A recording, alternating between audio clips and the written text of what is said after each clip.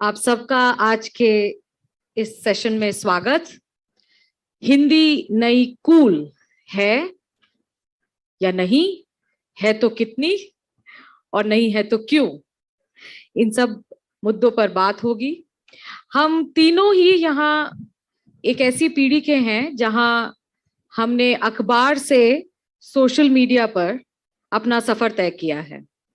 हमने कहीं ना कहीं अपनी पहचान सोशल मीडिया पर बनाई है, और जीवन में अपने करियर्स तो हम पीछे पीछे कुछ कुछ कर ही रहे थे, लेकिन आप लोगों से जुड़ाव सोशल मीडिया के माध्यम से हुआ। अब बात करें अगर सोशल मीडिया की और उस पर इस्तेमाल हो रही भाषा की, तो ये जानना और समझना बहुत जरूरी होगा कि किस तरह से पिछले एक दशक में इसके कायदे कानून, टर्म्स एंड कंडीशंस बदले। तो बात शुरू करते हैं अपने दोस्त दिव्या से, जिसने एक बड़ा कॉर्पोरेट करियर पीछे छोड़ा और पूरी तरह से हिंदी में लिखने के लिए अपना एक स्थायी नौकरी, एक जीवन में जो कॉन्फिडेंस सपोर्ट होता है कि चलिए एक ठैया है हमारे पास, हम उस पे जमे रहेंगे और सब कुछ ठीक ठाक चलता रहेगा, इतना बड़ा रिस्क लिया कि उसे छोड़ा और किताबों की ओर आ गए। दिव्या, आपकी यात्रा। कई बार क्या होता है जब आदमी बताता है ना कि उसने नौकरी छोड़ी, वो हीरो हो जाता है। नहीं नहीं नहीं, तो ये भी होता है सच कि उसकी नौकरी छुड़वाई गई होगी। तो वो लोग बताते नहीं है, नहीं बट जैसे मैं कभी ये नहीं सोच सकता था इस जिंदगी में। मुझे याद है 11 मई 2009 को मेरा नौकरी का पहला दिन था, और मैं 11 मई 2009 से नौकरी छोड़ना चाहता था, है ना। ये बहुत लंबी तैयारी थी कि करेंगे, कभी होगा एक दिन। हम लोग सब लोग सोचते हैं ना कि आज हम जब रात में सोने जाएं तो कल सुबह ठीक वैसी होगी जैसी हम रात में आज शाम को सोच रहे हैं, और वो सुबह आती ही नहीं है कभी। तो वो एक लंबी यात्रा थी, लेकिन जैसे जैसे मेरे साथ हुआ ना, ऐसा नहीं था कि मैंने एक दिन सुबह लड़ाई हो गई किसी से और मैंने सोच लिया। मैंने बहुत समय के साथ प्लान किया उसको। और मैं जो यहाँ पे यंगस्टर्स हैं या जो लोग जॉब में हैं या जो फ्यूचर में जॉब करेंगे, मैं हमेशा बोलता हूँ कि आपको नौकरी करनी चाहिए कुछ ना कुछ दिन, क्योंकि नौकरी एक बहुत ही बड़ी चीज सिखाती है। चाहे आपका बॉस अच्छा हो या ना हो, वो नौकरी धैर्य रखना सिखाती है ना। और रामचरितमानस में भी धीरज धर्म मित्र और नारी है। धीरज अपना है, बाकी सब एक्सटर्नल फोर्स है ना। तो धैर्य रखना, पेशेंस रखना, क्योंकि उसके बिना आप नहीं कर सकते। और मेरा बहुत, चूंकि मैं मैथ्स का बंदा था, मैथ्स थोड़ी बहुत आती थी, नंबर क्रंचिंग करते थे, तो मैंने ये सोचा था कि मैं 2 साल का खर्चा एक बार इकट्ठा कर लूं सेम लाइफस्टाइल पे। क्योंकि जब आप नौकरी छोड़ते हो तो वो फैमिली का स्ट्रगल नहीं होना चाहिए, वो आपका स्ट्रगल है, फैमिली का नहीं है। तो आपको ये ध्यान रखना पड़ेगा कि फैमिली की लाइफस्टाइल सेम रहे। तो मैंने सोचा 2 साल के पैसे इकट्ठा कर लूं, फिर मैं गंगा नहा लूंगा। वो फिर एक के बाद होता गया। जैसे मैं नौकरी में भी था, एक ट्रिक मैं बता रहा हूँ नौकरी छोड़ने की। और कल, हाँ ट्रिक, सरकारी नौकरी की नहीं बता रहा सर। तो प्राइवेट वालों को बता रहा हूँ जो गलती से फंस जाएंगे मेरी तरह। तो कि जैसे आप हमेशा ना ऐसी नौकरी करनी चाहिए जहां पे 5 दिन काम हो और 2 दिन कोई मतलब नहीं, बम फट जाए कहीं पे, हमें नहीं मतलब ऑफिस से, ठीक है। ऐसी नौकरी ढूंढना, अगर जो लोग भी ढूंढेंगे आगे। आप ये देखिए, वो 2 दिन इसलिए मैं बोल रहा हूँ क्योंकि अगर आप उसको कैलकुलेट करिए, साल भर में वो 104 दिन होते हैं, सैटरडे संडे, है ना, 104 दिन। हम लोग क्या होता है साइकोलॉजिकली ये नहीं सोचते कि वो 3 महीने से ज्यादा है। हम लोग क्या सोचते हैं, ये 2 ही दिन है। तो जब मैं कोई काम कर रहा हूं, जैसे मुझे किताब लिखने में 40-50 सीटिंग लगती है, 2-3 महीने लगता है, वो है मेरे पास नौकरी के साथ भी, लेकिन हम कभी ये सोचते नहीं है कि हमारे साथ है। तो जब मैं वीकेंड पे आता था फ्राइडे को, तो मैं बटन ऐसे दबाता था अपने दिमाग में कि ये मेरा साल का 25वां दिन है और 26वां दिन है, ना कि पहला या दूसरा दिन है।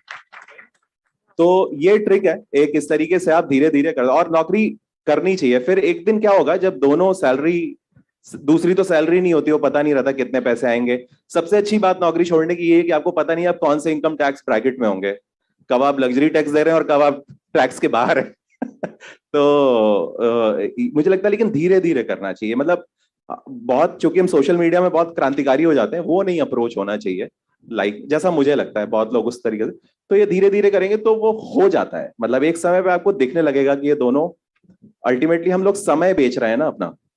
तो वो समय की वैल्यू कौन ज्यादा दे रहा है और कहाँ पे आपको मजा आ रहा है।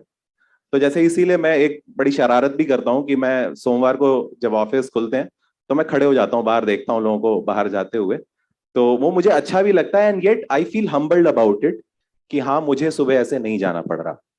तो वो दोनों चीजें, ऐसा नहीं है कि ये बड़ा क्रांतिकारी बात होगी, तो धीरे धीरे करेंगे तो हो जाता है। मतलब बस जिंदगी में और लाइफ में और लिखाई में बस एक चीज है कि दो चार बार लाइफ में ऐसा होता है कि एक दीवार होती है ना, उसके पार आपको दिखता है ना। वो हर किसी को अपनी अपनी दीवार दिखती है, और वो आपको दिखता है तो आपको बढ़ जाना चाहिए। फिर ये अगर मगर में जो रहते हैं वो रह जाते हैं, फिर वो नहीं करना चाहिए, बस ये बात। बहुत बढ़िया।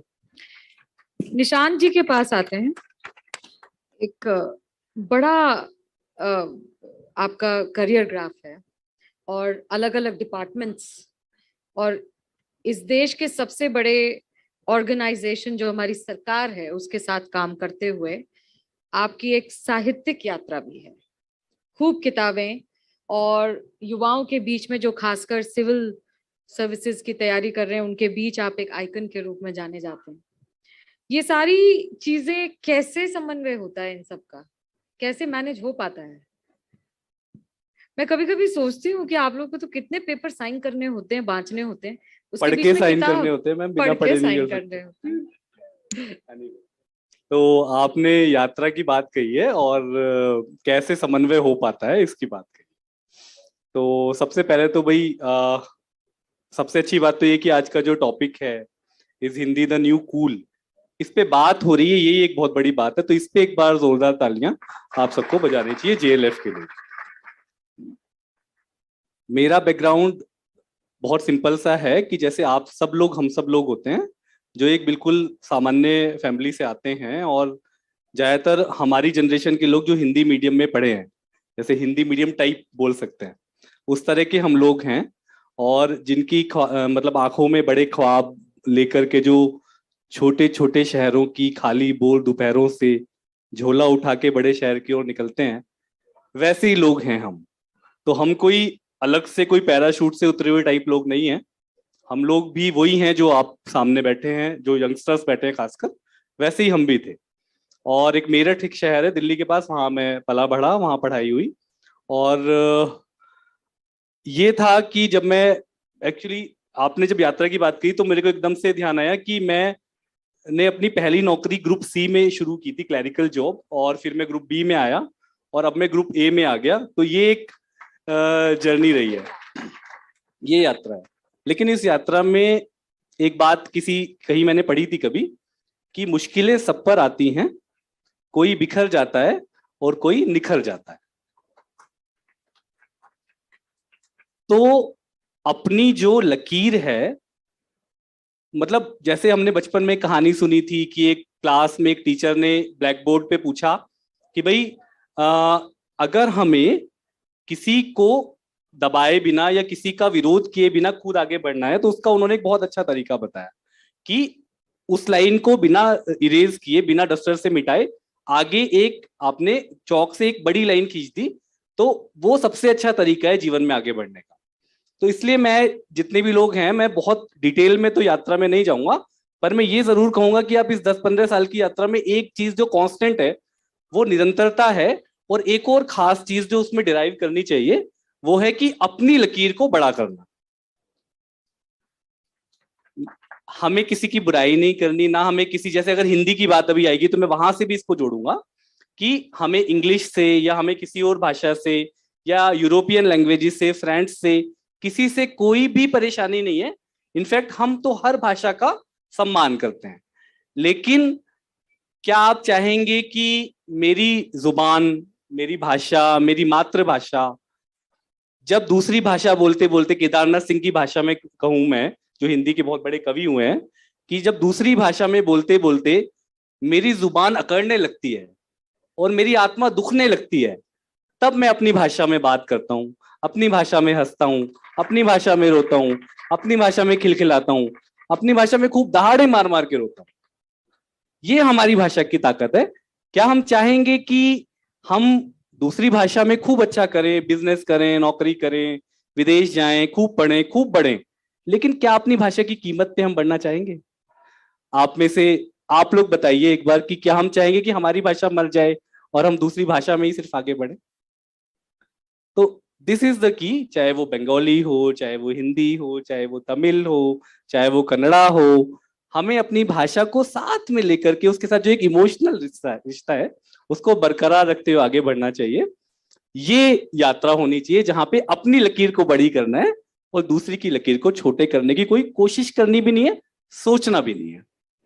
और दूसरी बात जो आपने कही अदिति जी की, समन्वय कैसे होता है, ये मैनेज कैसे होता है, इसका तो बहुत ही सिंपल सा जवाब है। जितने भी यंगस्टर्स है वो इसको बहुत अच्छे से कनेक्ट करेंगे, और जो बड़े लोग भी हैं, जो एक्सपीरियंस अनुभवी लोग हैं, जिन्हें जिंदगी का बहुत अनुभव है, कि आपको जिस चीज का शौक होता है, जो चीज आपको पसंद होती है, जो चीज आपको किक देती है, जो चीज आपको सुकून देती है, उसके लिए आप कहीं ना कहीं कोई ना कोई वक्त निकाल ही लेते हो। जिसको ओटीटी देखना है तो वो देखना ही है, जिसको म्यूजिक सुनना है तो सुनना ही है, जिसको गप मारनी है तो मारनी ही है, जिसको पढ़ना है तो पढ़ना ही है, और जिसको लिखना है तो दिव्य प्रकाश दुबे जी की तरह लिखाड़ बन जाना है। तो इसलिए ये सब मैनेज हो जाता है। अगेन इन्होंने कहा कि मैं तो कभी सोचा भी नहीं था कि 104 दिन होते हैं, अभी तक मैंने बड़ा कभी जबरदस्त मैथ्स बताया आज दिव्या ने। 3 महीने आपको मिलते हैं पूरी जिंदगी में जो जीने के लिए, बाकी तो ऑफिस में आप ऑब्वियसली जहां भी होते हो अपना काम बेस्ट करते हो, करना भी चाहिए, लेकिन उसके बाद भी आपको इतना टाइम मिलता है जहां पे आप अपने शौक पूरे कर सकते हो। तो मुझे लगता है हम सबको, इवन जब हम एकेडमी में जाते हैं, हमारी मसूरी में ट्रेनिंग होती है, तो वहां भी ये सिखाया जाता है कि आप खूब काम करना है, लेकिन अपनी जो कुछ हॉबीज हैं, चाहे वो लिटरेचर हो, स्पोर्ट्स हो, जो भी, उनको बनाए रखना है। हमारे बीच स्कूल से लेकर कॉलेज से लेकर यूनिवर्सिटी से लेकर कामकाजी लोग सब ऑडियंस में हैं। एक बड़ा सवाल जो सबके मन में शायद पिछले दशक में था, और शायद आप लोगों की वजह से ये सवाल अब कुछ किसी हद तक साफ हुआ है सबके मन से, लेकिन फिर भी आज इस पे बात करते हैं, हिंदी और रोजगार पर। कहीं ना कहीं अंग्रेजी का दबदबा, दबाव सामाजिक चेतना पर और सामाजिक ढांचे पर इतना मजबूत था कि ये लगता था कि अगर अंग्रेजी नहीं तो करियर नहीं, करियर नहीं तो घर नहीं, घर नहीं तो जीवन नहीं।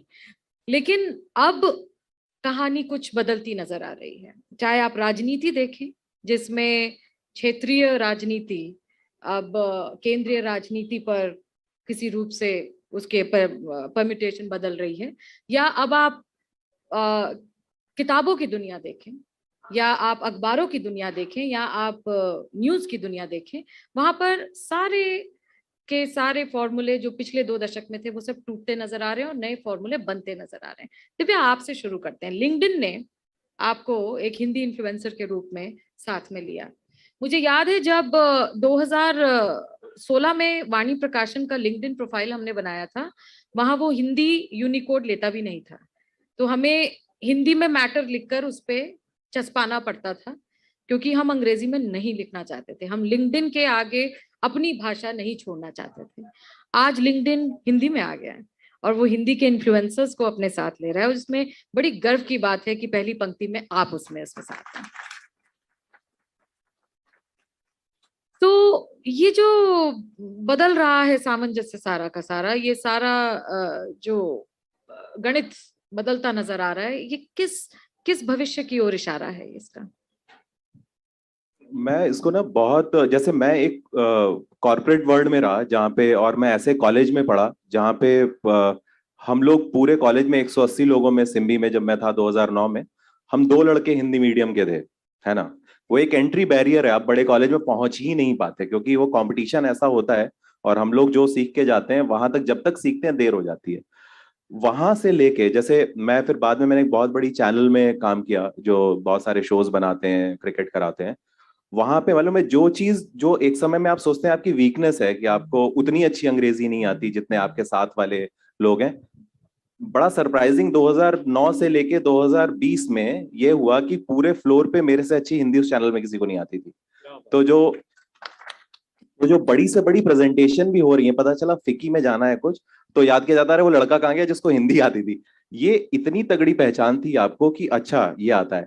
और मैं अलग अलग राइटर से, जैसे एक फिल्म आई थी MS धोनी, उनके राइटर हैं दिलीप झा, उनसे मेरी बात हो रही थी, तो उन्होंने कहा इस समय जो आज की डेट में इससे बड़ा, जैसे म्यूचुअल फंड में आदमी पैसा लगाता है, जमीन खरीदता है, अपने बच्चों को हिंदी या कोई भी एक और भाषा, अंग्रेजी तो सिखाएं, वो इन्वेस्टमेंट है फ्यूचर के लिए। इतना इसमें पैसा आने वाला है, पहचान आने वाली है पैसे से ज्यादा, क्योंकि कई बार पैसा आप कमा सकते हो, वो इतनी बड़ी चीज नहीं लगती मेरे को। मुझे लगता है कि पहचान के साथ अगर आप कमा पाए तो वो बड़ी चीज हो जाती है उसमें। तो ये चेंज ऐसा है कि क्योंकि ना ये हुआ क्यों, मतलब ऐसा नहीं है कोई नई चीज हो रही है समाज में। आप याद करो जब व्हाट्सएप नया नया आया था, तो जो उसपे फॉरवर्ड आते थे ना वो बहुत अंग्रेजी में आते थे, और आज की डेट में आप देखो वो अंग्रेजी वाले 10-15% रह गए हैं। सारे फॉरवर्ड जो भी, अगर आप बंगाली में हो तो आपके फैमिली ग्रुप में वैसा आएगा, आप गुजराती हैं, मराठी हैं, ये ना हम लोग ऐसे थे, और एकदम से बड़ी बड़ी कंपनियों को, जैसे अमेजोन को ये रियलाइज हुआ कि उनको जो यहाँ पे सामान भी बेचना है, उनकी ऐप अंग्रेजी में जिस परसेंट से ग्रो कर रही है, ऑफिशियली नंबर तो ना वो शेयर करते हैं, लेकिन मुझे ये अंदाजा है, जो कि मैं उस दुनिया में था कभी कभी, कि जितना तेज यहाँ पे ग्रोथ है, आप देखो यूट्यूब चैनल पे जो हिंदी कंटेंट की ग्रोथ है, रीजनल कंटेंट की ग्रोथ है, वो क्यों हो रही? क्योंकि ना लोग ऐसे थे। थोड़े दिन क्या हुआ असल में, जब मैं बड़ा हो रहा था 90s में, और गलती से जिस माहौल में मैं बड़ा हो रहा था वहां पे ना बहुत ऐसा था, हम लोग जो मोहल्ले में जिनके अंग्रेजी पेपर आता था ना, हम लोग सोचते थे ये जीवन, वो डेवलपिंग नेशन और डेवलप्ड नेशन जैसा फर्क था। हमें लगता था ये लोग पा गए हैं कुछ धरती पे ना, ये लोग, हमें वह भैया जैसा होना है कि मतलब एक पेज हम सामने खड़े होके पढ़ लेना, एक पैरा हेडलाइन ही पढ़ ले बिना गलती के, तो लगा कि जीवन सफल हो गया इस माहौल से। और वो क्यों था ऐसा माहौल? क्योंकि एक हैंगओवर था कॉलोनियल हम लोगों पे, कि अंग्रेजी जो जानता है वो आगे बढ़ रहा है ना। जैसे 12th में अगर आपको अंग्रेजी आती है तो नोएडा में 99 के बाद से तमाम नौकरियां थी कॉल सेंटर की, आप 20-25 हजार, 18,000, 15,000 कमा सकते थे तुरंत 12वीं के तुरंत बाद। हो जाता था। लेकिन मैं एक चीज तो दूसरी बोलता हूँ, जैसे ना हिंदी में केवल केवल ग्लोरीफाई करने से नहीं होगा। देखिए जैसे मैं इसको बहुत मोटे मोटे तरीके से समझाता हूँ, रफ तरीके से। जैसे मैं अपने आप को बहुत ही घटिया इंजीनियर मानता हूँ, और जिसके लिए मैंने अपने 2 साल 12th के बाद खराब किए और 4 साल वहां की पढ़ाई में बर्बाद किए एक तरीके से। मतलब ग्रेजुएशन हो गया, 6 साल मैंने लगाए एक घटिया इंजीनियर बनने के लिए या एवरेज इंजीनियर बनने के लिए। लेकिन अगर मैं हिंदी में पैसा कमाना चाहता हूं तो क्या मैं अपने जीवन के 6 साल दूंगा? सवाल ये होता है कि हम कविता लिख लेते हैं, लेकिन कविता से कमाने की दूरी थोड़ी ज्यादा है, वो हम 6 साल देने को तैयार हैं कि नहीं है? कहीं ना कहीं दिव्या, हाँ, सॉरी आई एम हाँ, इंटरप्टिंग, हाँ, लेकिन कहीं ना कहीं कारण ये भी है कि कोई इंस्टीट्यूशनलाइजेशन नहीं है हिंदी में किसी भी प्रकार के लिखने पढ़ने की पद्धति को विकसित करने के लिए। ये एक बहुत बड़ा गैप है। अगर मुझे जैसे पब्लिशिंग सेक्टर में है हम लोग, मुझे अच्छे प्रूफ रीडर चाहिए, मुझे अच्छे संपादक चाहिए, मुझे अच्छे कॉपी एडिटर्स चाहिए हिंदी के, तो मुझे मिलते नहीं है। कोई व्यक्ति या कोई युवा जो कॉलेज से निकले हैं वो कहीं कहीं जाना चाहते हैं अपने करियर में, और कुछ नहीं मिल रहा तो पब्लिशिंग उनके लिए एक रास्ता खुलता है। पब्लिशिंग एक सीधा रास्ता क्यों नहीं है? वो इसलिए नहीं है क्योंकि शायद 4 साल की डिग्री वाला प्रोविजन पब्लिशिंग के लिए नहीं है। अगर हो, और वो छोटी छोटी कोशिशें जैसे सीगल स्कूल कर रहा है, डीयू ने कुछ कोर्स शुरू किया, हम वहां लगे हुए हैं, लेकिन वो मुझे लगता है ये इंस्टीट्यूशनलाइजेशन भी एक बहुत जरूरी है। नहीं वो है, लेकिन नहीं, ये बहुत ही ना चिकन एंड एग प्रॉब्लम है। देखिए जब डिमांड होगा ना तो लोग एकदम से लगेगा ना, एकदम से, जैसे आज से, जैसे अपने आप, जैसे कि अरे जैसे मुझे तो याद नहीं है कि निशान जी से पहले मैं किसको आखिरी कब बोला था मैंने कि अरे हिंदी से टॉप भी कर सकते हैं यूपीएससी, ये भी तो नहीं था ना। लेकिन हम पहले कोचिंग बनाएंगे तब कोई टॉपर नहीं निकलेगा, जब कुछ लोग अपने एफर्ट से खींच के ले जाएंगे अपने आप पीछे आ जाएंगी चीजें। तो वो बहुत जरूरी है कि आप अगर सीरियस हैं उसको लेके, तो आपको ना एक घटिया से घटिया डॉक्टर बनने के लिए इस देश में 10 साल लग जाते हैं, है ना। वो बाद में घटिया निकलेगा अच्छा निकलेगा ये भी आपको नहीं पता, 10 साल आप देते हो उसको। आपको भी हिंदी या किसी भी भाषा को जिससे आप कमाना चाहते हैं, पहचान बनाना चाहते हैं, आपको ना उसको प्रोजेक्ट की तरह लेना पड़ेगा। ये नहीं हो सकता कि मूड आया तो हमने सोशल मीडिया पे कुछ डाला।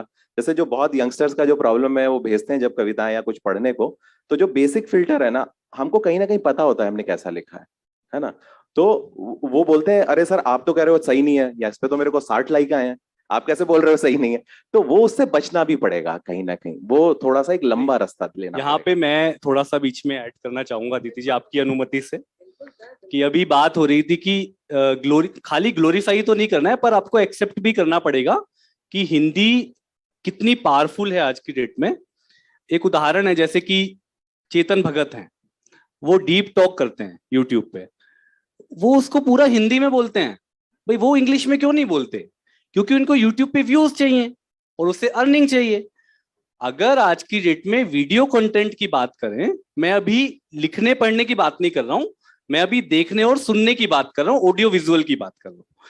इस समय ऑडियो विजुअल में हिंदी इतनी ज्यादा पावरफुल हो गई है कि आप जस्ट यूट्यूब खोलिए, इंस्टाग्राम का जो वीडियो वाला है वो वीडियोस देखिए, या फेसबुक वॉच देखिए, तो आप पाएंगे इसकी हिंदी में जो वीडियोस उसमें मिलियंस में व्यूज, मिलियंस क्या क्रोर्स में व्यूज उसमें जा रहे हैं। तो हिंदी की कंटेंट की पावर इतनी ज्यादा है। एक उदाहरण है, मेरी वाइफ की एक फ्रेंड है, वो जर्मनी में रहती है, उनके हस्बैंड वहां पे नौकरी करते हैं। तो उन्होंने हस्बैंड वाइफ ने क्या किया कि वहां पे जर्मनी में कैसे पढ़ाई होती है, कैसे एडमिशन होता है, अगर आपको जर्मनी आके यहाँ की नागरिकता लेनी है वो कैसे मिलेगी, वहां पे बिजनेस करना है तो कैसे होगा, ट्रैवल आप सब जानते हैं, मैं तो खुद टूरिज्म में हूँ, देखता हूँ इन्फ्लुएंसर्स को, और ट्रैवल ब्लॉगर्स हैं, व्लॉगर्स हैं, जब वो लिखते हैं तो वो इंग्लिश में ब्लॉग लिखते हैं, पर जब वो व्लॉग बनाते हैं, जब वो बोलते हैं तो वो हिंदी में बना रहे होते हैं। तो आप इस चीज को अप्रिशिएट करें कि हिंदी जो है वो इतना जबरदस्त संवाद स्थापित करती है। और हिंदी मतलब आम बोलचाल की हिंदी, यहां मैं बहुत कठिन या क्लिष्ट भाषा की बात नहीं कर रहा हूं, यहां मैं उस भाषा की बात कर रहा हूं जो आप और हम रोज बातचीत करते हैं। तो ये तो हिंदी की पार है, इसमें जो दिव्य ने कहा उससे हम सबको सहमत होना चाहिए। और ये बात भी जो अदिति ने कही, इंस्टीट्यूशनलाइजेशन नहीं है, पर अगेन वही वाली बात है कि पहले अंडा या पहले मुर्गी। आप पहले सोचो कि हम इंस्टीट्यूट बनाएंगे तब जाके अच्छे लोग आएंगे, या फिर कुछ लोग अपने एफर्ट से पहले आ जाएं, उनकी प्रेरणा से कुछ इंस्टीट्यूशन बन जाएं, तो ये चीजें चलती रहेंगी। लेकिन ये अपने को ध्यान रखना चाहिए कि हिंदी का जो बाजार है, और इस पर भी हम आगे फिर बात करना चाहेंगे कि हिंदी में जो करियर से आपने बात शुरू की थी, तो हिंदी में भले ही ट्रेडिशनल करियर घटता गया है, पर नॉन कन्वेंशनल करियर जो है, चाहे वो कंटेंट क्रिएशन में हो, एडवर्टाइजमेंट एंड पब्लिक रिलेशंस में हो, मास कम्युनिकेशन में हो, हमारे मीडिया के लोग यहाँ पे बैठे हुए हैं, सिनेमा में हो, डबिंग में, ट्रांसलेशन में हो, इन सब नॉन कन्वेंशनल फील्ड्स में हिंदी में करियर इतना ज्यादा बड़ा है। मेरे खुद के इतने सारे दोस्त हैं, मेरा बचपन का फ्रेंड जो मेरे साथ हिंदी मीडियम स्कूल में पढ़ता था, उसने अभी कुछ टाइम पहले स्त्री मूवी के डायलॉग्स लिखे और लिटिल थिंग्स सीजन 2 को डायरेक्ट किया, और वो मेरी उम्र का है, वो भी मेरी तरह 35 साल का है, और 21 साल की उम्र में चला गया। तो मतलब सुमित अरोड़ा उसका नाम है। तो मतलब इतने सारे एग्जाम्पल्स हैं कि जिन्होंने खुद अपनी लकीर को बड़ा करके, अगेन मैं यही कहूंगा, क्योंकि हिंदी वालों के पास कोई और ऑप्शन भी नहीं है। आप अगर, क्योंकि आपके सामने जो है उससे लड़ना नहीं है, उसको भी आप भी रहो हम भी रहें, आप अपना करो, हम भी इंग्लिश पढ़ेंगे, हमें भी कोई प्रॉब्लम नहीं है, लेकिन हम हिंदी में ज्यादा कंफर्टेबल हैं। और अगर हिंदी में कंटेंट में इतना सारा रोजगार है तो क्यों ना उसमें हाथ आजमाया जाए, और लोग लाखों करोड़ों रुपए इसमें कमा रहे हैं। हिंदी का तेवर हमेशा से ही सहयोग का ही रहा है। हिंदी ने, अगर आप भाषाई विज्ञान के रूप से हिंदी के इतिहास में जाएं, तो आप पाएंगे कि हिंदी सबसे ज्यादा लचीली भाषा रही है, चाहे उर्दू के प्रति, चाहे अंग्रेजी के प्रति, चाहे फारसी के प्रति। आज तकनीक के साथ भी ये लचीलापन देखने में आ रहा है। यहां से अगर हम चले, हिंदी, एक छोटा सा हमारा जब डिस्कशन हो रहा था बैक स्टेज, तो हमने ये भी सोचा था कि हम ये अपने ऑडियंस से जरूर पूछेंगे कि आप में से कितने लोग हिंदी देवनागरी में टाइप कर रहे हैं अपने मोबाइल पर, और कितने कर रहे हैं रोमन पर। तो देवनागरी वाले जरा हमें बताएं। मतलब हिंदी की लिपि जो है काखा गाघा वाली, उसमें आपको अगर अपने दोस्त से पूछना है कि क्या हालचाल, तो आप KYA क्या, HAL हाल, CHAL चाल लिख रहे हो, या फिर आधा के और या क्या हालचाल, बताओ कौन सा लिख रहे हो। हिंदी वाले कौन लिख रहे हैं, देवनागरी में कौन? अरे वाह, बहुत बढ़िया, जोरदार तालियां। मुझे इतनी भी उम्मीद नहीं थी। इन लोगों को 10% डिस्काउंट मिलेगा किताब पे। इनको आपकी किताब के साथ गुलाब भी देना चाहिए। चलिए, ये तो बहुत खुशी की बात है।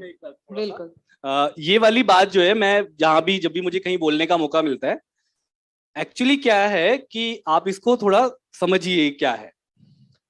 अफ्रीका की जो भाषाएं हैं और जो आसियान कंट्रीज की भाषाएं हैं, वहां पे क्या हुआ कि जब इंग्लिश तो सब जगह ही गई, तो इंग्लिश का प्रभुत्व बढ़ा, और अच्छी बात है, वो इंग्लिश एक इंटरनेशनल भाषा है। पर वहां पे क्या गड़बड़ हुई कि अफ्रीका में क्योंकि बहुत स्ट्रांग छोटे छोटे देश हैं, सबकी अपनी अपनी भाषाएं थी। आसियान में भी देखें तो मलेशिया की, इंडोनेशिया की, सबकी अपनी अपनी छोटी छोटी भाषाएं थी। और भाषाएं क्या, एक देश में कई कई भाषाएं थी। तो उस समय उनको ये आसान लगा और इस तरह की बात हुई कि क्यों ना हम भाषा तो वही रखें, लेकिन उसकी जो स्क्रिप्ट है वो हम इंग्लिश वाली अडॉप्ट कर लें। ऐसा अफ्रीका में भी हुआ और इधर साउथ ईस्ट एशियन कंट्रीज में भी कई देशों में हुआ। उसके बाद क्या हुआ कि वो 10 साल 20 साल तक ऐसे ही चला कि भाई जैसे आप सिंगापुर जाओगे तो उनकी जो वो मलेशिया वाली भाषा है वो रोमन में लिखी हुई आपको मिलेगी। लेकिन जब आप खुद ही सोचिए कि जब आप कई सालों तक, आप 10 साल 20 साल तक क्या हाल को KYA क्या और HL हाल लिखते जाओगे लिखते जाओगे लिखते जाओगे, तो 10 साल बाद आपको कभी तो लगेगा इससे तो हाउ आर यू ही लिख लेता। मतलब जब मुझे रोमन में ही टाइप करना तो इंग्लिश क्या इतनी मुश्किल है क्या? तो इस तरह क्या होता है कि धीरे धीरे आपकी भाषा मरने लगती है। तो अगर आपको थोड़ा सा भी भाषा से लगाव है तो इसमें कुछ भी एफर्ट नहीं है। मैं आपको बिल्कुल सच सच बता रहा हूँ, जो भी मैंने 2-3 किताबें लिखी हैं, दिव्य प्रकाश तो बहुत बड़े ऑथर हैं, और मैं तो ऐसी स्टूडेंट टाइप ही हूँ। इनको देख देख के मैं, इनको फैन मूवमेंट है मेरे लिए इनके साथ आज शेयर करना स्टेज। ये बहुत बड़ा लेसन है कि ऐसे ही हम्बल और अंडर प्ले करना चाहिए। तो मैंने पूरी किताब, बिल्कुल आपको बता रहा हूँ, टाइम नहीं मिलता। आप पूछ रही थी कैसे मैनेज होता है। अरे भाई ट्रैवल कर रहे हो 2 घंटे, आपके पास कोई काम नहीं है तो मोबाइल पे लिख लो। तो मैंने पूरी किताब मोबाइल पे लिखी है, आर्टिकल्स मोबाइल पे लिख लेता हूँ, क्योंकि मुझे हिंदी देवनागरी में टाइप करना मोबाइल पे इतना ईजी है। और आपको हंसी आएगी, आश्चर्य होगा कि मुझे हिंदी टाइपिंग नहीं आती, आज तक भी नहीं आती। मैं इंग्लिश में ही लिखता हूँ, KYA वो हिंदी में आ जाता है, ट्रांसलिटरेशन बोलते हैं इसको। और इतने की भी जरूरत नहीं है, आप सिर्फ बोलिए, वॉइस टाइपिंग का ऑप्शन है और उसमें कई सारे ऑप्शन दिखा देगा। आपको एक शब्द लिखना है, मान लीजिए आपको लिखना है साहित्य, तो आप बोल दीजिए साहित्य। अब वो हो सकता है साहित्य लिख दे, पर वो 3-4 ऑप्शन देगा। आपको पता है साहित्य ये वाला है तो उसको क्लिक कर दीजिए। इतना इजी है, जितनी देर में आप इंग्लिश टाइप करेंगे उतनी ही देर में आप हिंदी को टाइप कर सकते हैं। बहुत ज्यादा आसान है। Thank you. बोले मेरे lips I love uncle chips, ये दिल मांगे मोर। हिंदी की पैकेजिंग और ब्रांडिंग, इस देश में सेफ्टी पिन से हवाई जहाज तक कुछ भी बिकता है तो बिना हिंदी के नहीं बिक सकता है। ये बाजार इतना बड़ा है हिंदी का। लेकिन फिर भी हम देखते हैं कि जो बड़ी एडवर्टाइजिंग कंपनीज हैं वहां पर जो कॉपी एडिटिंग के डेस्क होते हैं, जहाँ पे ये कैंपेन्स बनते हैं, वहां पर जो हिंदी का कंटेंट राइटर है वो बस इकलौता प्राणी होता है पूरी टीम में। हाँ Divya, you will have a resonance, आपके पास इसके लिए बहुत सारे किस्से हैं। मुझे पता है। मैं एडवर्टाइजिंग में एक समय पे जाना चाहता था, बहुत मेरा मन था। और तो ये कैंपेन्स की कहानी, हाँ, कि हिंदी को किस तरह से, हाँ वो बड़ा एक सही है। एक जो हाँ 80s और 90s में एक टर्म चला करता था बॉम्बे में, लोग चिढ़ाने के लिए जो हिंदी मीडियम वाले जाते थे उनको HMT बोला जाता था, है ना, कि ये तो हिंदी मीडियम टाइप है उसमें हाँ, तो उनको ये चिढ़ाने के लिए बोला जाता था कि ये तो HMT है ना, ये HMTs हैं। जैसे बॉम्बे में एक जैसे चलता है कि वो टैगिंग कर देते थे, यार ये तो HMT है, ऐसा है। अब आप ये देखो कि एकदम से वो सारे जो HMT थे वो कहीं ना कहीं वहां पर लौट के अब उन्हीं HMTs को ढूंढ रहे हैं लोग कि वो कहाँ गए HMTs, लाओ और हमें बताओ। क्योंकि क्या है ना कि जब आपको कम्युनिकेट करना है और मास स्केल पे करना है तो वो जरूरत है। लेकिन जैसे एडवर्टाइजिंग भी वो एक अलग स्किल है। जैसे आप जब शुरू करते हो वहां पे कि जैसे प्रसून जोशी ने जो अपना करियर छोड़ा IMT गाजियाबाद से पढ़ के, तो उन्होंने बहुत एज अ कॉपी एडिटर शुरू करके फिर पूरा राइज किया। और देखिए आप ये सोचिए, किसी भी फील्ड में एडवर्टाइजिंग बड़ी इंटरेस्टिंग फील्ड है कि जहां पे अगर आप अच्छे कॉपी राइटर हैं तो within 5 years you can go to top. ये बहुत ही अमेजिंग है। पीयूष पांडे जी यहाँ पर थे कल, और उनका मतलब उनका हम लोग कितने बड़े फैन है, चल मेरी लूना और वो सब। उन्होंने क्या क्या, मतलब एक हमारा बजाज क्या क्या नहीं उन्होंने मतलब मुझे नहीं लगता है कि पिछले 20-25 साल में उनके इन्फ्लुएंस के बिना कोई भी एडवर्टाइजिंग में राइटर हुआ है। और वो बिल्कुल बहुत छोटी चीजें पकड़ रहे, जैसे वो जो था ना, जो चल मेरी लूना, एक बार मैंने उनका इंटरव्यू सुना था, मैं बड़ा, उनके एक कटिंग है मेरे पास आज भी कॉलेज के समय से। तो उन्होंने पूछा गया कि चल मेरी लूना कैसे आया आपके दिमाग में। हम सब लोग घर में जब वो बच्चा होता है ना तो हर कोई बोलता है चल मेरे घोड़े। और आप देखिए, आप बस ऑब्जर्व करिए लाइफ को और वहां से कैसे लाइफ से ही आपको चीजें मिलती जाएंगी। तो वो दूसरा लेसन है कि आप भूले नहीं आप कहाँ से आए हैं। जो सबसे बड़ी दिक्कत होती है जब हम बड़े शहरों में जाते हैं, तो हम जो हमारी पहचान है ना, हम सबसे पहले वो छोड़ देते हैं जाके। आपको मालूम है लखनऊ, बॉम्बे, दिल्ली की बड़े से बड़े प्रोडक्शन हाउस आज की डेट में किनको ढूंढ रहे हैं? वो उन जयपुर वाले बच्चों को, लड़कों को, लड़कियों को ढूंढ रहे हैं जो अपने साथ जयपुर लेके वहां जा रहे हैं। उनको बॉम्बे चाहिए ही नहीं। मैं एक चैनल के लिए मैं पहला गेट था, मैं कहानियां सुनता था उनके लिए, जो आज की डेट में हम ऐसा मजाक करते थे कि जो बॉम्बे में फिल्म लिखता है वो भूखों मर सकता है, जो किताब लिखता है वो भूखों शायद मर जाए एक बार को, लेकिन जो टीवी लिखता है इस देश में ना, वो घर नहीं खरीदते, वो फ्लोर खरीदते हैं। हम ये मजाक करते थे वहां पे, है ना। मेरे बहुत सारे दोस्त टीवी लिखते हैं, लेकिन वो जो टीवी के जो सफल राइटर हैं, अगर आप किसी भी सीरियल में ना जब आता है जो अच्छी टीआरपी है, गूगल करिए, उस राइटर का बैकग्राउंड पढ़िए जाके, वो वहीं बलिया, गाजीपुर, आजमगढ़ का कोई वो लड़का होगा जिसने एक हिंदी के प्रोफेसर होने की कोशिश की थी 10 साल। वो नई सिस्टम से फेल होके वो गया, बट वो कोर क्या था, उसको पता था कि वो आजमगढ़ क्या है, तो हिंदी से ज्यादा कस्बा इज द न्यू कूल। हाँ, कस्बा भी कह सकते हो। ज्यादा मैं एक वर्ड बोलूंगा, देसीपन। ये देसीपन का दौर है। आप लोग, अदिति जी और दिव्य जी, इसको अप्रिशिएट करेंगे, और आप सब लोग भी, कि चाहे आप सिनेमा में देखें, चाहे आप लिटरेचर में देखें, मसाला चाय और अक्टूबर जंक्शन, चाहे आप सिनेमा में देखें तो जो फिल्म मेकर्स हैं उनकी वो वाली मूवीज ही ज्यादा हम पसंद कर रहे हैं जिसमें वो इलिटिज्म कम हो, मसान, अपनापन, जिसमें आप अपने को बनारस की गलियां हो या जयपुर का पुराना शहर को एक्सप्लोर करते हुए दिखाया जाए, या फिर वही आजमगढ़ तक पहुंच, इस तरह की जो देसीपन, बेसिकली जो सेंट्रल थीम है वो देसीपन है। और देसीपन जो आर्टिस्ट हैं, जो एक्टर्स हैं, जो देसीपन के कैरेक्टर्स को लेकर के उसको एक्सप्रेस कर पा रहे हैं, चाहे वो राजकुमार राव हो, चाहे वो नवाजुद्दीन सिद्दीकी हो, उन्हीं को पसंद किया जा रहा है। तो ये जो दौर है इसमें इलिटिज्म से लोग बोर हो गए हैं, और ये देसीपन को एक्सप्लोर करने का और अपनी इंडिविजुअलिटी, अपना जो ओरिजिनल जड़ें हैं, उन जड़ों को एक्सप्लोर करने का दौर है मेरे हिसाब से। बस एक चीज इसमें ऐड करूंगा मैं, कि जैसे ना हम लोगों ने जब MS धोनी का जब राइज देखा ना, या मैं अब पंकज जी से जब मिलता हूँ, पंकज त्रिपाठी जी से, तो वो मालूम है मुझसे मिलके क्या लगता है, वो बहुत अच्छे एक्टर है, सब कुछ है, लेकिन जब उनके साथ बैठो तो लगता है कि हमारे घर का कोई रिश्तेदार हो गया है ये आदमी, है ना। तो वो ऐसा लगता है, जैसे मैं बॉम्बे में मैं या तो लोगों को सर बोलता हूँ या लोग सर बोलते हैं, मैं ऐसे भैया नहीं बोलता था किसी को, है ना।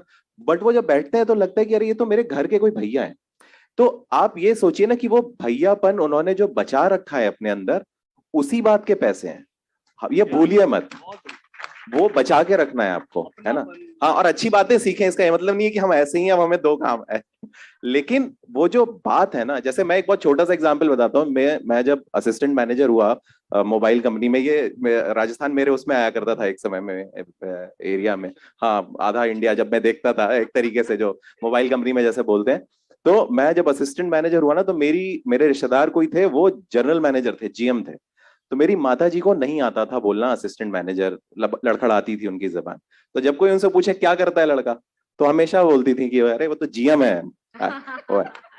तो इससे ये वो गलत नहीं हो जाती, हमें वो जो चीज है वो और खूबसूरत कर देता है बात को, है ना। तो वो हमें वो चीज, इस पे शर्म नहीं करनी है। शायद वो उनको पता चल जाए कि चलो जब मैं GM हो जाऊं तब वो सीख गए असिस्टेंट मैनेजर बोलना, लेकिन तब वो बाद में बताने लगी थी अब असिस्टेंट मैनेजर हो लेकिन ये चीज जो है ना, इससे शर्म नहीं करनी। हमें बहुत लोगों ने फीड किया है कि तुम जो हो इसमें शर्म वाली बात है, वो उससे बचना है, वो बहुत लोग दबाएंगे आपको जब आप जाओगे तो। मुझे याद है 2012 में जब स्कॉटलैंड में पढ़ती थी, तो एक प्रेजेंटेशन देनी थी, वो भारतीय प्रिंट एंड पब्लिशिंग इंडस्ट्री पे थी, और मैंने सोचा कि प्रेजेंटेशन हम साड़ी पहन के देंगे। अब साड़ी पहन के पहुंचे तो मेरे ग्रुप में सिर्फ मैं ही भारतीय थी, बाकी सब और देश के मेरे क्लासमेट्स थे। तो एक प्रोफेसर थी जिन्होंने बड़ा एतराज किया इस बात पे कि ये फॉर्मल ड्रेस कोड नहीं है। तो इस बात पर बड़ी याचिकाएं दायर हुई वहां पर, और डीन तक बात पहुंची कि मेरे देश का राष्ट्रीय परिधान क्यों यहाँ पे अलाउड नहीं है। लेकिन अंत में जीत यही हुई कि हम साड़ी पहन के पहुंच गए, और हमने साड़ी पहन के ही प्रेजेंटेशन दी। तो आज उस बिजनेस स्कूल में South Asia women's entrepreneurship chair है, उसी बिजनेस स्कूल में, और वहां पर हमारी ही देश की लड़कियां हर साल वो चेयर जीतती हैं, और जबकि उसमें साउथ एशिया के 6 और देश हैं। तो ये देखिए कि इस देश की जमीन कितनी उर्वर है। आपको बस अपनी जमीन पकड़े रखनी है और कुछ नहीं करना है, सब कुछ हो जाएगा उसके बाद। क्या बात, जमीन को नहीं छोड़ना है, जमीन को नहीं छोड़ना है। अब हम थोड़े से सवाल लेना शुरू करें और फिर अगले सवाल मेरे जी। इससे पहले कि पहला सवाल पूछे, 1 मिनट बस। हाँ, मैं अदिति जी आपसे एक सवाल पूछना चाहूंगा, क्योंकि आप बहुत देर से हम लोगों से सवाल पे सवाल पूछे जा रही हैं। मेरा काम है ये। नहीं, आप पत्रकार नहीं हो, आप प्रकाशक हो, ठीक है। तो अदिति जी, आप एक हिंदुस्तान के बड़े कॉलेजेस में पढ़ी, फिर विदेश भी पढ़ के आई, जैसा आपने अभी बताया। आप भी अच्छी इंग्लिश भी बोल लेती हैं, हम लोग हिंदी वाले थोड़ा लड़खड़ा जाते हैं। और उसके बाद एक बहुत सफल जो पब्लिकेशन है भारत का, हिंदुस्तान का, वाणी, उसमें आप मतलब एक तरह से जो आपके पिताजी हैं वही आपके बॉस भी हैं। तो ये भी एक बहुत डिफरेंट और डिफिकल्ट टाइप का टास्क है जो आप निभाती हैं। उसके अलावा भी मैं देखता हूँ लगातार आप कोलैबोरेशंस और लिटरेचर, युवा वाणी, तमाम चीजें, और मुझे लगता है आपकी उम्र भी ज्यादा हम तीनों की आसपास की उम्र भी लगती है। तो इतने सफल आप हुए, मैं आपसे थोड़ा सा ये जानना चाहता हूँ कि हिंदी की जो पब्लिशिंग इंडस्ट्री है, क्योंकि अभी हम ऑडियो विजुअल कंटेंट की बात कर रहे थे, यूट्यूब पे बहुत कमा रहे हैं लोग, लाखों करोड़ों कमा रहे हैं, सोशल मीडिया के थ्रू कमा रहे हैं। पब्लिशिंग इंडस्ट्री आज कहाँ खड़ी है? और पब्लिशिंग इंडस्ट्री में हिंदी में खासकर, आप चाहें तो इंग्लिश से थोड़ा कंपेयर भी कर लें, पर मैं आपसे ये जानना चाहता हूँ कि हिंदी की पब्लिशिंग इंडस्ट्री जो है उसका आगे 10 सालों में क्या फ्यूचर देखती है? देखिए, 12 साल मुझे हो गए पूरे तरह से प्रकाशन में काम करते हुए, और इस बीच में कुछ साल के लिए पढ़ाई के लिए भी चली गई, फिर लेकिन जहां थी वहां से भी काम कर रही थी। और एक छोटा सा वाकया है मेरे जहन में, मैं वहां से बात शुरू करती हूँ तो शायद अपनी बात आसानी से आप तक पहुंचा पाऊं। मैं लंदन बुक फेयर में थी 2014 में, और वहां एक बहुत पुरानी पद्धति चली आ रही है, ओपन हाउस डिस्कशन, जो कि आखिरी दिन लंदन बुक फेयर के आयोजित होता है और बहुत बड़े सभागार में होता है। उसमें सभी जो लोग श्रोतागण होते हैं उनको एक लाल पट्टी और एक हरी पट्टी दी जाती है, क्योंकि वो डिबेट, वाद विवाद का एक कार्यक्रम होता है। और उस डिबेट में आपको तुरंत सुनकर दोनों पक्षों की बात हरी डंडी या लाल डंडी ऊपर अपनी पर्ची ऊपर करनी होती है, उसी के बेसिस पे वोटिंग होती है। ये बहुत बड़ा आयोजन होता है।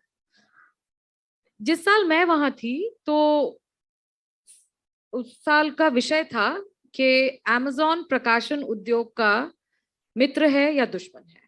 Is Amazon the friend or foe of the publishing industry? 72% vote डले दुश्मन है, और बाकी 10% बोले शायद कि दोस्त है, और उसके अलावा जो बचे थे उन्होंने कहा कि ये उनको पता नहीं था क्या हुआ। आज हम देखते हैं कि अमेज़न पाठकों के लिए एक बहुत बड़ा प्लेटफॉर्म है, लेखकों के लिए एक बहुत बड़ा प्लेटफॉर्म है। ये बदलाव मैंने अपने ही कार्यकाल में देखा है। प्रकाशन हिंदी का, जैसे कि और भाषाओं के प्रकाशन हैं, वो कोलैबोरेशंस पर थ्राइव करेगा, उसी पर ही फलेगा फूलेगा। कोलैबोरेशंस बहुत ज्यादा जरूरी है, क्योंकि आज समय है कोर कॉम्पिटेंसीज को समझने का। आप सब चीजों के एक्सपर्ट नहीं हो सकते, आपको अपनी एक्सपर्टीज समझकर, दूसरों की एक्सपर्टीज को अपने से बेहतर समझकर उनके साथ कोलैबोरेशंस करने की जरूरत है। हिंदी जहां पर एक दायरा है जो अड़ जाता है, जो कि आपने कहा कि हम लोग कोलैबोरेशंस वाणी में बहुत करते हैं, वो इसी मानसिकता के साथ करते हैं कि हम सब कुछ निपुणता से नहीं कर सकते। सबसे पहला एक हम्बल सबमिशन ये है, और उसके बाद हम ये समझते हैं कि हमारी असलियत क्या है। हम प्रकाशक हैं, हम कंटेंट समझते हैं, हम लेखक समझते हैं, हम लेखक को लेखनी समझते हैं, और उसके साथ हम उसको बाजार में अलग अलग तरीके से अलग अलग प्लेटफॉर्म्स पे पेश करना चाहते हैं।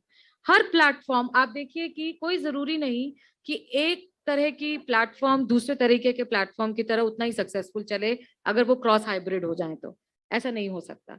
तो हम अच्छे से अच्छे प्लेटफॉर्म्स के साथ कोलैबोरेट करें और उनके साथ अपने लेखकों को, अपनी किताबों को खूब पुश करें और आगे ले जाएं। बस यही एक छोटा सा फॉर्मूला है। बहुत बढ़िया, धन्यवाद। अब हम सवाल ले लेते हैं। माइक दे दीजिए। हेलो। थोड़ा दुखद है कि हम हमारे कंट्री में हिंदी रिवाइवल की बात कर रहे हैं, बट मेरा क्वेश्चन ये है कि आपके हिसाब से जो करंट डिस्पेंसेशन है उसने कितना अच्छा और पॉजिटिव रोल प्ले किया है हिंदी को फैलाने में और मास एक्सेप्टेंस में? ये किससे आपका सवाल है?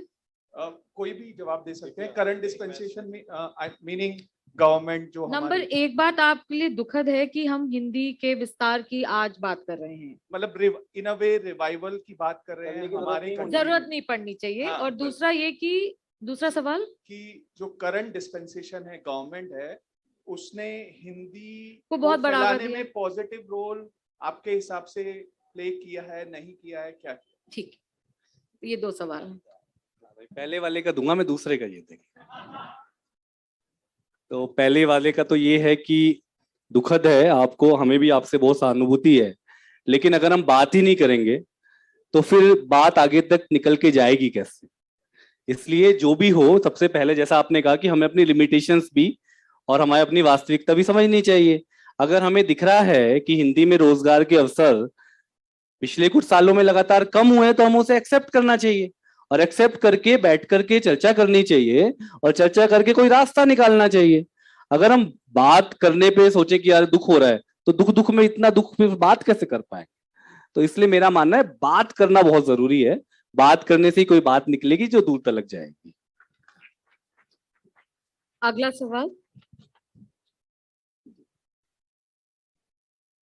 सिर्फ आखिरी सवाल ये। Good afternoon everyone. मेरा नाम सलिल है और मैं आर्मी में हूँ। मेरा सवाल दुबे जी से है कि आप जैसा आपने बताया कि हम लोगों को अपने रोजगार के समय, मतलब हम जब अपना काम करते हैं उसके समय में हमें 3 महीने मिलते हैं, तो मैं आपसे बस ये पूछना चाहूंगा कि जब आपके वो 5 दिन आपके वो 2 दिन के ऊपर हावी होने लगते थे, तो वो कैसे आप उसको जो है वापस अपने रास्ते पे लाते थे, और उससे हमको थोड़ा सा मोटिवेट करें कि हम कैसे उसको वापस अपने रास्ते पे लाएं और उसको हावी होने से रोकें। धन्यवाद। हर कोई इसका जवाब जानना चाहता है। नहीं, ये बहुत अच्छा सवाल है सर, और इसका ना जवाब थोड़ा सा ट्रिकी है। देखिए क्या है ना, हम जब ऑफिस में काम करते हैं तो हम लोग रेटिंग मिलती है हर ऑफिस में, है ना, कहीं 5 में मिलती है, कहीं 10 में मिलती है। तो हमारे ऑफिस में 5 में रेटिंग मिलती थी। 5 होता था सर्वोत्तम, FE, फार एक्सीड एक्सपेक्टेशन, ठीक। 4 होता था फार एक्सीड एक्सपेक्टेशन, E, और 3 होता था मीट्स एक्सपेक्टेशन। तो जो 90% लोग काम करते हैं मीट एक्सपेक्टेशन का, लेकिन अपने बॉस से बोलते हैं उन्हें चाहिए FE या E, ठीक है। मैंने अपना पूरा करियर मीट्स एक्सपेक्टेशन पे बनाया है। उससे क्या एडवांटेज होता है उससे क्या, देखिए मैं बहुत मैथ्स की तरह सोचना चाहिए कभी भी लाइफ को, कई बार ना बहुत लॉजिक से सोचना चाहिए। जो मीट्स एक्सपेक्टेशन अगर आपकी रेटिंग आती है तो आपकी सैलरी बढ़ेगी 10,000, है ना। ओवरऑल इंपैक्ट अगर साल भर का पड़ेगा वैसा। और अगर एक्सीड आएगी तो 12 और फार एक्सीड आएगी तो 14, ठीक है। मोटा मोटा यही रेशियो रहता है हर जगह, है ना। अब आप ये देखिए कि जो 4,000 का आप नुकसान उठा रहे हैं, आपको ये विश्वास होना चाहिए कि राइटिंग आपको बाद में दे देगी।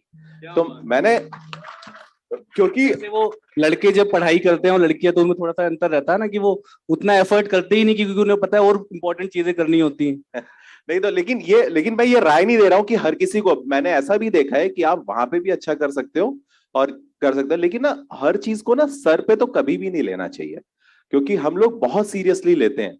जैसे ही आपकी मीट एक्सपेक्टेशन आई ना, अब आप मालिक हो गए उस कंपनी के आप उतना ही करोगे जितना आपको करना है लेकिन ये कोई सही तरीका नहीं है। बट मैंने अपना पूरा करियर मीट्स एक्सपेक्टेशन पे बनाया है, और मेरे को ई जब भी आई है तो मेरी मेहनत की नहीं वजह से आई है, वो इस प्रेशर की वजह से है कि 4 साल से हम ही दे रहे हैं इसको, इस बार तो ई दे दो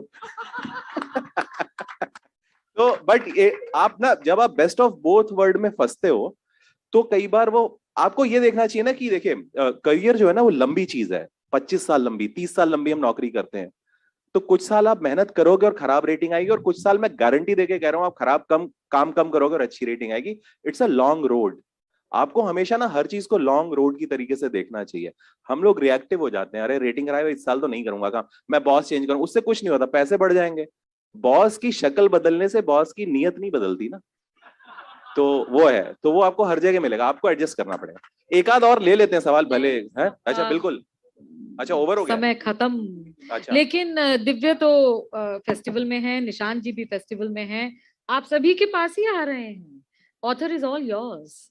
तो आज का सेशन हम यहाँ पे समाप्त करना होगा क्योंकि समय सीमा खत्म हो चुकी है। बहुत बहुत सबका धन्यवाद बहुत धन्यवाद, आप हमारे साथ जुड़े रहे। बहुत बहुत धन्यवाद, थैंक यू। बहुत और धन्यवाद। हम लोग जो है दिव्य, निशांत और अदिति को जेएलएफ की साइड से और आप सबकी साइड से भी बहुत बहुत धन्यवाद कहना चाहते हैं, एकांक को उनकी सपोर्ट के लिए। और मैं ये कह सकता हूं कि आज ये फेस्टिवल जो है बूढ़ा होकर अब अपने अंत पे जा रहा है, पर यहाँ बैठ के मैं हर सेशन देखता हूँ, बहुत कम ऐसे सेशंस होंगे जिसमें इतना तगड़ा एंगेजमेंट था। Thank you.